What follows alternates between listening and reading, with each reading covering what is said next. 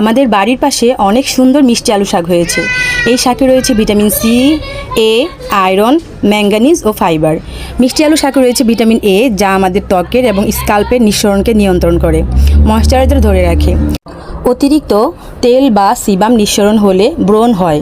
মিষ্টি আলু শাক যেহেতু এই নিঃসরণ কমায়, তাই ব্রণ হয় না। আমি এই শাকগুলো আজকে রান্না করব। তার জন্য শাকগুলো কেটে ধুয়ে নেব। পরিমাণ মতো তেল দিয়ে এতে দিয়ে দেব পেঁয়াজ, কাঁচামরিচ ও রসুন কুচি। আমার বাচ্চারা খাবে, তাই আমি কাঁচামরিচ মাত্র 2টো দিয়েছি। এগুলো ভেজে একটা বাটিতে তুলে রাখবো। তারপর ওই তেলেই লবণ দিয়ে শাকগুলো দিয়ে দিব।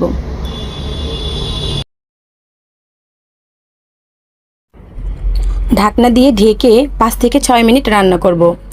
তারপর পানিটা শুকিয়ে গেলে এতে ভেজে রাখা পেঁয়াজ, রসুনগুলো দিয়ে দেব।